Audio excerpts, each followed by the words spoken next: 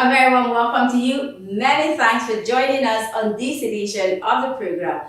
We are excited that you could join us. This is where you get all of the latest information about happenings in the world of business. I am Susan Obiako and you are warmly welcome. On our lineup this week, first we bring you our exclusive interview with Lolo Idu Okiahalam, our pension guru, on the CEO Rendezvous, where she spoke on the emerging trend in the pension industry. According to her, players in the pension industry must look for innovative ways to promote micro pension. Let's take a listen. Considering the huge number of people in the informal sector, it's still on, the onus is still on the administrators, pension operators to continue preaching it. And with the millions of people out there working, even the self-employed, I believe that very soon we'll see a significant leap in the number of people that are keen to the scheme. On this edition also, we will bring you highlight from the 2025 Inspect Online Retirement Summit themed Attaining Good Retirement Amidst Economic Headwind at NECA House Alausa Ikeja. As always, stakeholders in the pension and insurance sector turned out in their numbers. Let's check out these apps. We cannot build a resilient retirement system without informed and empowered citizens. Early education on retirement planning, insurance benefits, and risk management must become a core part of our national strategy. What more can I say than to urge you to spend this time with us? Details shortly, please stay with us.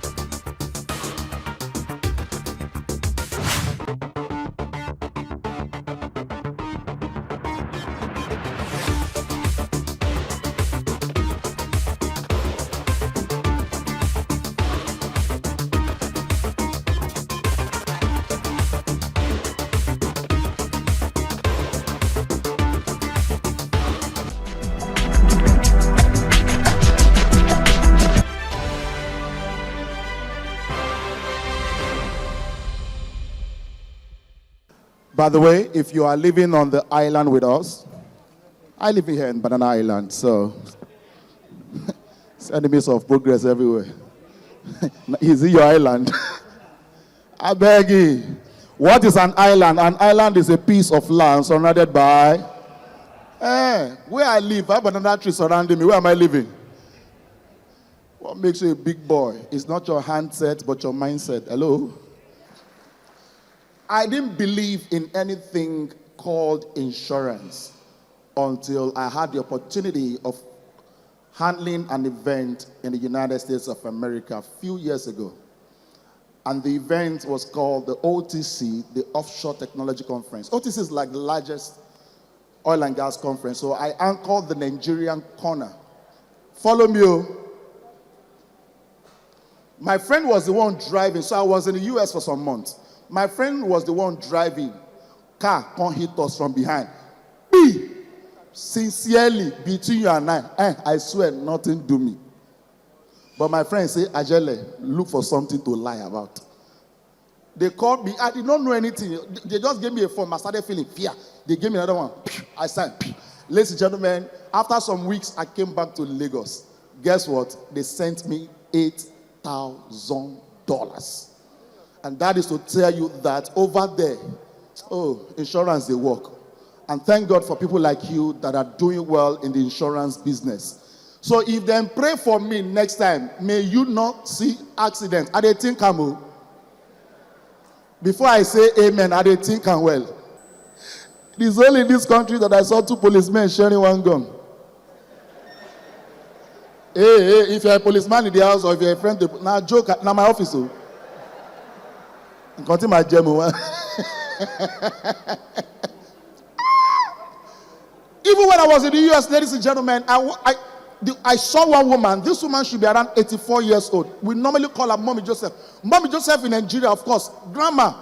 And I met Mommy Joseph in Houston, Texas. And I walked up to her out of joy and happiness. I said, Mommy Joseph, good to see you again. Then I asked her, how did you get here? Mommy Joseph at 84. I asked her, Mommy Joseph, how did you get here? She said, Ajele, no shout. Oh, I got here through student visa. At 84.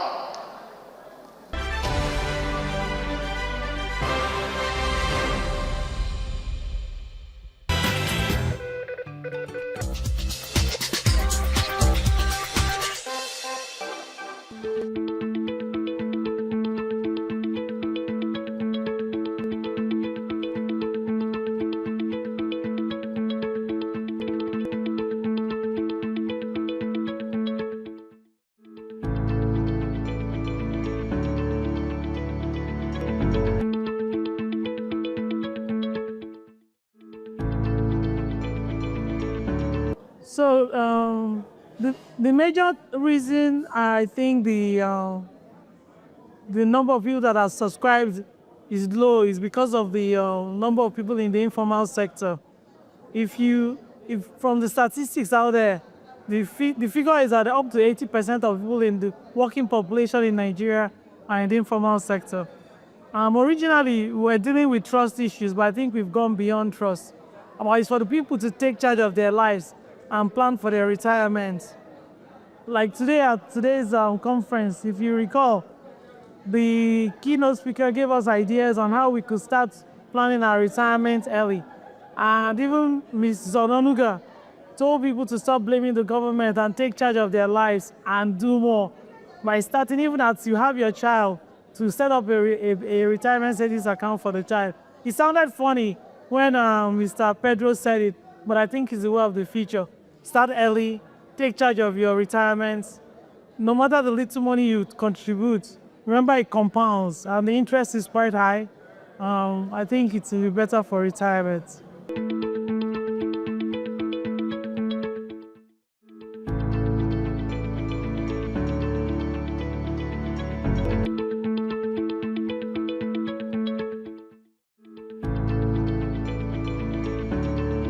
So for me, I think it's a lack of savings culture in the country. Most people are barely able to survive. And there's a saying that it's when you have excess money that you put it in the bank.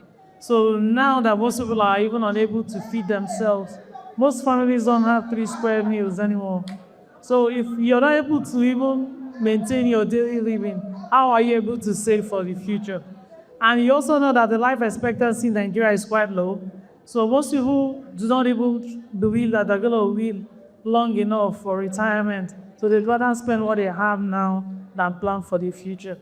But I think that considering the huge number of people in the informal sector, it's still on, the onus is still on the administrators, pension operators to continue preaching it. And with the millions of people out there working, even the self-employed, I believe that very soon we'll see a significant leap in the number of people that will key to the scheme. Like currently I'm retired and everyone, my PFA pays me money. I don't know how to do anything. It just comes into I even forget the payment date and I get the alert and I spend my money.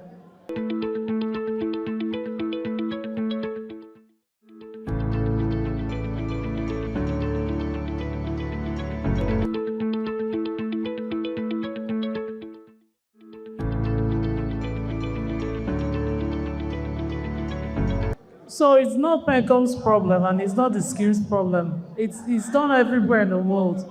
If you want to buy a home, if you're a first-time homeowner, like in the US, there's the chances are that they'll give you a reduced rate to encourage you to join the scheme.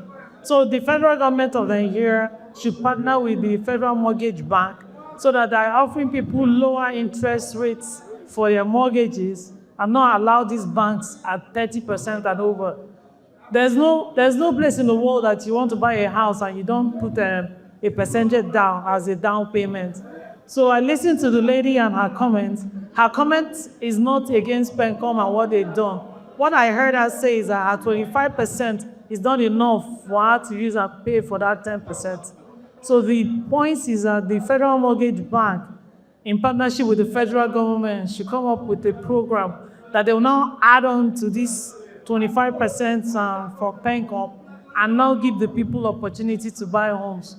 And the homes in Lagos area are overpriced right now. So and most of these people have not saved enough money for that 25% to be significant. That's actually what the problem is.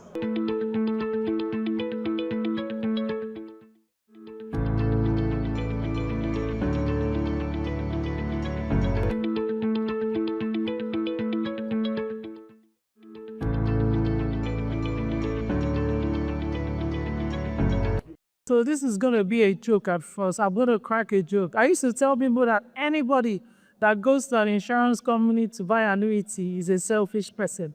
Because if you look at the benefits, remember I was in the pension industry and I knew the benefits of program withdrawal. The benefits far outweigh the annuity. I'm sorry to the insurance companies. So now, people that have already signed up for them, but I thought there was a way that your money is guaranteed for even if it's 10 years. But I suppose it's over 10 years already that some people signed up. But the insurance companies must make to you on their promise and make those payments as a mighty because it's going to make a caricature of people trusting them and putting their money to them. But going forward, I would encourage people to read in between the lines, those dotted lines from insurance companies, and make informed decisions on their monies before they sign up for our annuity.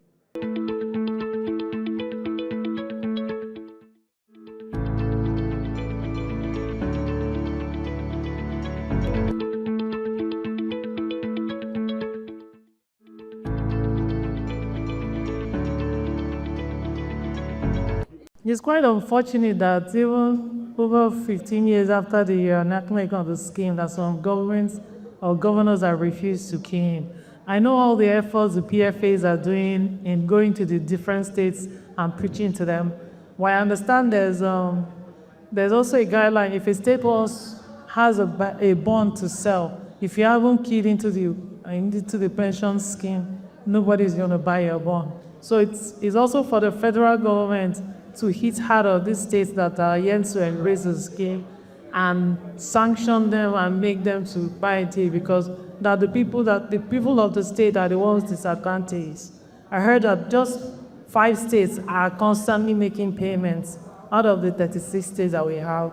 So it's a big failure for the state governors, and I think whoever is in charge of the pension scheme in the states should do more and embrace the contributory pension scheme. All right, welcome back. Moving on, we now bring you highlight from the 2025 Inspen Online Pension Summit in Lagos. The annual summit provides a platform for serious conversation about the contributory pension scheme in Nigeria. This year was no exception. Happy viewing.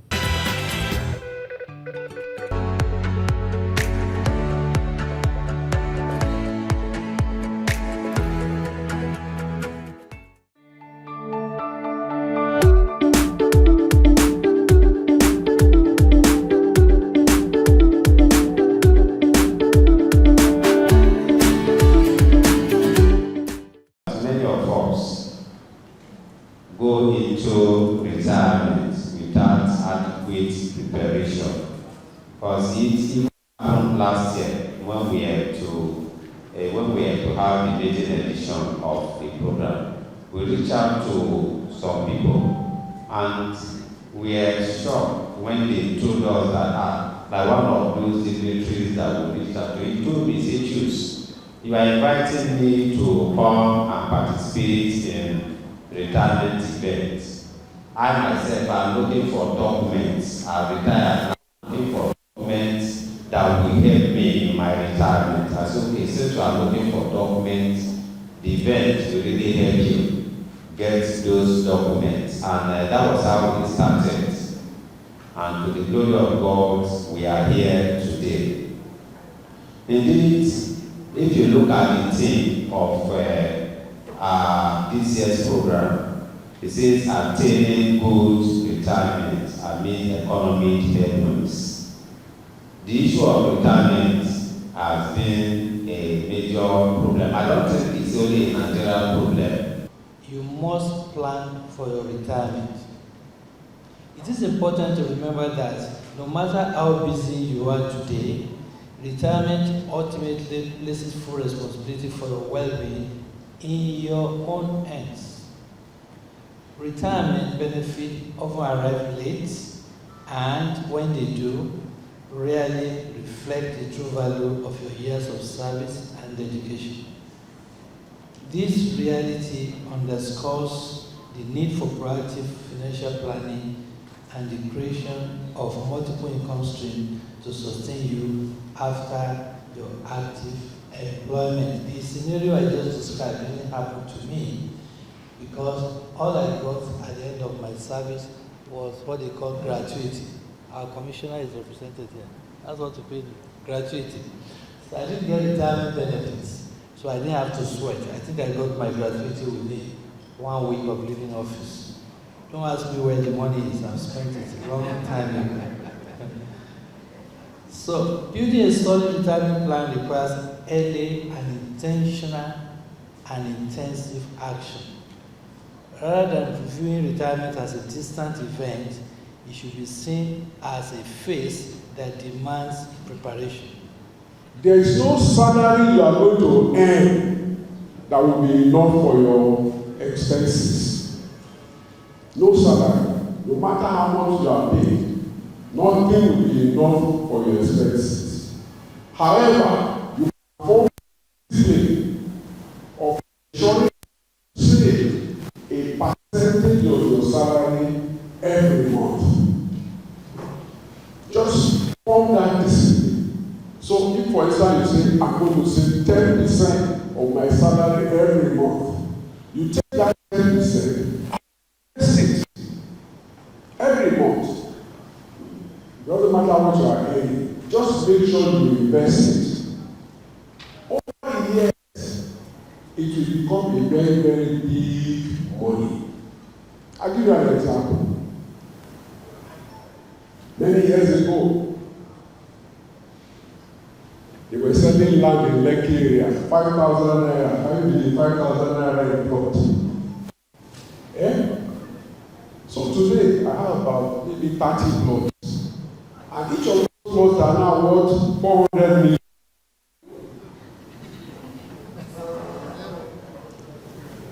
So that's it. One of my friends, those days, said to me, I want to start a bank. I said, I was HM at that time. Oh, can you give me just 10,000 naira? I went back to the office, I applied for all the loans I could get, and I put 100,000 naira. Now I can't calculate what that 100,000 naira means to me now. It's impossible to calculate it. When I was still a manager, I bought a plot of land in my village for 1,000 naira. 1,000 naira, 1976. As assistant manager. So I gave the land to my son last year. I said, okay, I'm giving you this land. My son said, what is he going to do in my village? That is a Lagos boy. He went to sell the land. Do you know what he sold the land? 200 million naira. Something that I bought for 1,000 naira. How can I go make the investment small? Make it now. Many of us want to wait until we get to retirement age and collect our retirement benefit. I want to say to you, inflation makes nonsense of whatever you think you are going to collect. Inflation makes nonsense of it. So it is good to begin investments when you are still young. The bulk of the money that has been put together, aggregated within the pension funds, are invested in government securities. That's the bit of an issue.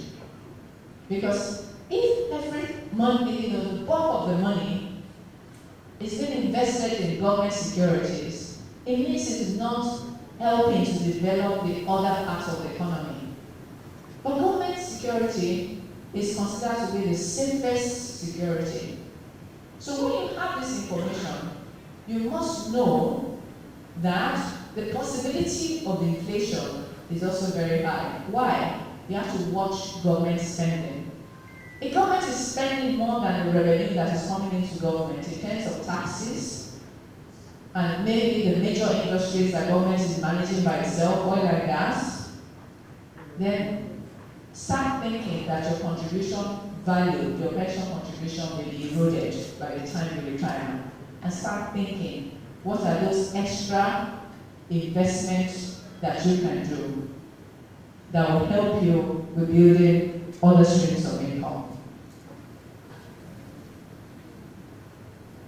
The following statistics that you have is also to talk about, in relativity, the total number of retirement savings accounts that are being opened regularly, and to also represent that the bulk of these are also essentially government workers, not necessarily private workers, because government workers form the bulk of the formal sector. So the statistics you have, would show you that between 2004 and 2021, the private sector, in terms of retirement savings accounts, is about 3.6, and then the public sector is about 3.9 billion in terms of contribution value.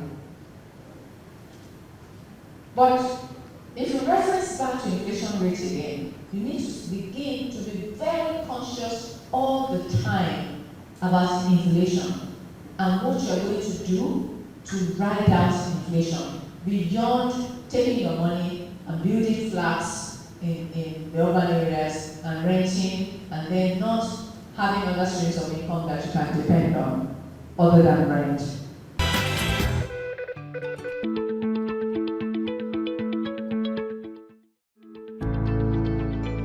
In some of the states in Nigeria, they don't even believe in the gratuity, that people should get gratuity.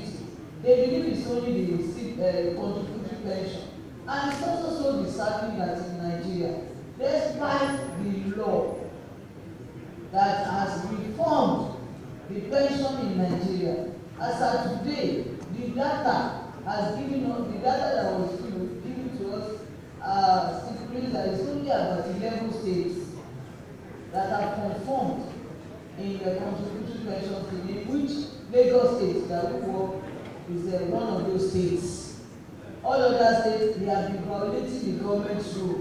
And yet, there has been no penalties, or there has been no law. The law has not been able to hold them responsible, accountable to the pensioners.